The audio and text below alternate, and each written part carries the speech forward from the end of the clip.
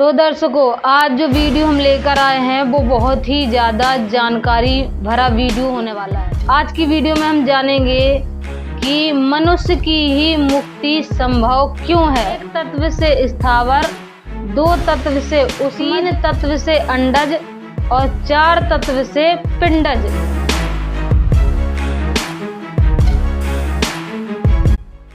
बोलो सतगुरुदेव की जय। बंदी छोड़ कबीर साहेब की जय। बंदी छोड़ गरीबदास जी महाराज की जय। दादा गुरु रामदेवानंद जी महाराज की जय। बंदी छोड़ सतगुरु रामपाल जी महाराज की जय। सभी संतों की जय, सभी भक्तों की जय। सत साहिब। तो दर्शकों, आज जो वीडियो हम लेकर आए हैं वो बहुत ही ज़्यादा जानकारी भरा वीडियो होने वाला है।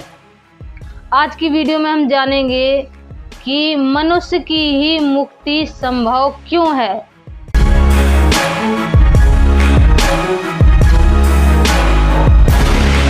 मनुष्य योनियां क्या होती हैं और मनुष्य योनियां कितने प्रकार की होती हैं।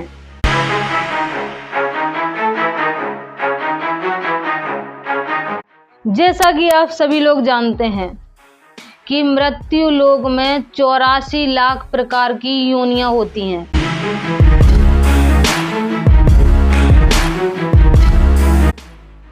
जिनको शास्त्रों में 4 भागों में बांटा गया है। हम आशा करते हैं कि इस वीडियो को देखने के बाद आप अपने मनुष्य जीवन का सदुपयोग करेंगे, अपने मनुष्य जीवन में भक्ति करेंगे। तो चलिए वीडियो शुरू करते हैं।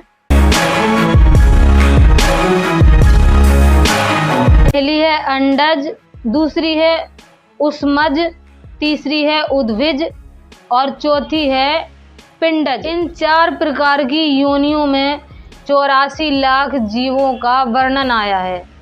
या यूं कहें कि इन 4 प्रकार की योनियों में 84 लाख योनियों को बांटा गया है।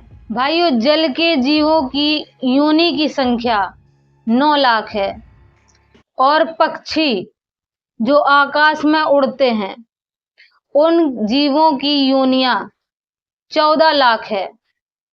27 लाख कीड़े मकोड़े आदि की योनियां हैं और 30 लाख स्थावर जीवों की योनियां हैं और मनुष्य की 4 लाख प्रकार की योनियां हैं। इस तरीके से 84 लाख योनियां हैं। परंतु इनमें 84 लाख योनियों में इनमें जो 4 लाख प्रकार की मनुष्य की योनियां हैं, इन्हीं की मुक्ति संभव है। कारण क्या है, अब ये जानेंगे। परमेश्वर कबीर अपनी वाणियों में कहते हैं और जगत गुरु तत्वदर्शी विश्व विजेता संत रामपाल जी महाराज अपने सत्संगों में बताते हैं कि मनुष्य जन्म दुर्लभ है, ये मिले न बारंबार। तरवर से पत्ता टूट गिरे, बहुर न लगता डार। तो भाइयों, आपने देखा होगा कि जब पतझड़ आता है तो पेड़ में लगा हुआ पत्ता जो एक बार नीचे गिर जाता है तो कितनी भी कोशिश कर लो, कितना भी प्रयास कर लो, उसको दोबारा उस पेड़ में नहीं लगाया जा सकता। हालांकि दुख दोनों को होता है, पत्ते को भी दुख होता है बिछड़ने का और पेड़ को भी दुख होता है। इस पर परमेश्वर कबीर कहते हैं, पतझड़ आवत देख के बन रोवे मन माही, ऊंची टहनी पात थे अब पीले हो जाही। संत रामपाल जी महाराज अपने सत्संगों में बताते हैं कि पात झड़नता यूं कहे, सुन भाई तरवर राय, अब के बिछड़े नहीं मिले, न जाने कहाँ गिरेंगे जाए। अर्थात जो पत्ता पेड़ से टूट के गिर रहा है वो भी जानता है कि अब जब मैं पेड़ से टूट के गिर गया तो अब मैं जाके कौन सी नाली में कहाँ जाके गिरूंगा, इसका भी मुझे नहीं पता। तो उसको भी इस चीज का ज्ञान है कि एक दिन पेड़ से जुदा ही होना है। तो भाइयों, ये तो सभी लोग जानते हैं कि मौत तो एक दिन आनी ही है। भरा परिवार छोड़कर सबको एक दिन जाना ही है। तो क्यों ना इस मनुष्य जीवन के रहते रहते भक्ति कर ली जाए और मुक्ति प्राप्त कर ली जाए। रामपाल जी महाराज अपने सत्संगों में आगे बताते हैं कि तरवर कहता पत्ते से, सुन पत्ते एक बात, यहाँ की यही रीति है, एक आवत एक जात। कि तू चला जाएगा सूख के तो मेरे अंदर फिर से नया पत्ता आ जाएगा। ये तो यहाँ की रीति है कि एक जाएगा तो दूसरा आ जाएगा। अब आते हैं हम अपने विषय के ऊपर कि मनुष्य जन्म की मुक्ति संभव क्यों है। परमेश्वर कबीर अपनी वाणियों में कहते हैं कि शब्दी शब्द रहेगा भाई, बाकी दुनिया जाए बिलगाई। कि शब्दी शब्द रहेगा, बाकी दुनिया सब विनाश हो जाएगी। कहते हैं शब्द तेरी बिरले ने परख करी, शब्द तेरी बिरले ने परख करी। तो जहां पर शब्द नहीं वहां मुक्ति नहीं।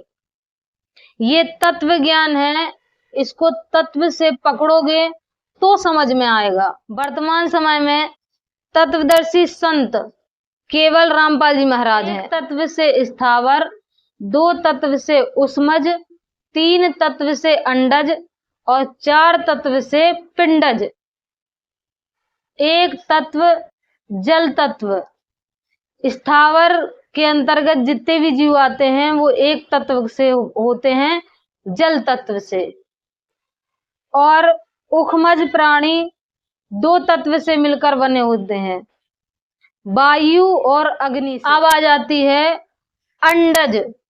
अंडज खानी में 3 तत्व से मिलकर जीव बने होते हैं।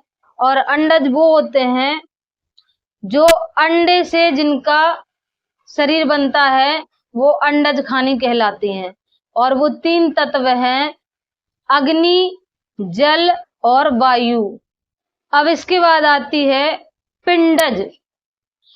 पिंडज में वो प्राणी होते हैं जो 4 तत्व से मिलकर बने होते हैं, अग्नि, जल, वायु और मिट्टी। ये 4 तत्व से बने हुए शरीरधारी जो जीव होते हैं उनमें भेड़, बकरी इत्यादि ये सभी आ जाते हैं। इसके बाद आ जाती है मनुष्य योनि, जो 4 लाख प्रकार की होती हैं और ये भी पिंडज के ही अंतर्गत आती हैं। लेकिन इनमें अंतर ये है कि ये 5 तत्व से मिलकर बनी होती है। और वो 5 तत्व कौन से हैं? छित, जल, पावक, गगन समीरा, 5 तत्व ले बना शरीरा। तो ये 5 तत्व से मनुष्य का शरीर बना है। तो वायु यही वो 5 तत्व का राज है जो अब आप समझेंगे। तो वायु यही वो 5 तत्व का राज है जिनसे मुक्ति संभव है। इसी को आगे हम लोग जानेंगे। आखिर क्या राज छिपा है इन 5 तत्वों में जिनसे मुक्ति संभव हो जाती है, जानेंगे इसी वीडियो में। तो बने रहना वीडियो में अंत तक। तो वायु शब्द से आकाश, और आकाश से वायु, वायु से अग्नि, अग्नि से जल, और जल से पृथ्वी तत्व का निर्माण हुआ है। तो वायु शब्द से आकाश तत्व का निर्माण हुआ है और आकाश तत्व से इन सारे तत्वों का निर्माण हुआ है। और जब तक ये सारे तत्व एक नहीं होंगे तब तक उस शब्द का निर्माण नहीं हो सकता जिस शब्द से इन सारे तत्वों का निर्माण हुआ है। तो भाइयों, इसी मनुष्य शरीर में वो 5 तत्व एक हो जाते हैं और इसी मनुष्य शरीर से उस शब्द को पुकारा जा सकता है जिस शब्द से इस सारी कायनात, इस सारी सृष्टि की उत्पत्ति हुई है, निर्माण हुआ है। इसीलिए मनुष्य शरीर की मुक्ति संभव है। भाइयों, ये मनुष्य शरीर ही उस शब्द को पुकार सकता है।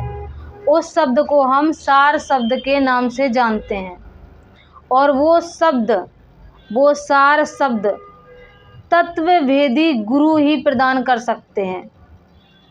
और आज वर्तमान समय में वो तत्वभेदी गुरु जगत गुरु तत्वदर्शी संत रामपाल जी महाराज हैं, जो वही सार शब्द अपने भक्तों को प्रदान कर रहे हैं। और भाइयों, सार शब्द किसको कहते हैं? सार शब्द क्या है? सार शब्द जपने की सही विधि क्या है, ये भी तत्वदर्शी संत ही जानते हैं। तो वर्तमान समय में वो तत्वभेदी तत्वदर्शी संत रामपाल जी महाराज हैं, जो इस सार शब्द की जपने की सही विधि और सार शब्द क्या है, किसको कहते हैं सार शब्द, ये सारी चीजें बता रहे हैं और अपने अनुयायियों को प्रदान कर रहे हैं। अगर आप भी मुक्ति चाहते हैं, मोक्ष प्राप्त करना चाहते हैं, तो आज ही जुड़ें संत रामपाल जी महाराज से, निःशुल्क नाम दीक्षा लें और अपना और अपने परिवार का कल्याण करवाएं और तत्व ज्ञान को समझें कि मनुष्य जन्म बार बार नहीं मिलता। मिलेंगे नेक्स्ट वीडियो में, तब तक के लिए सत साहेब। अगर वीडियो अच्छा लगा हो तो लाइक करें, कमेंट करें और शेयर करें।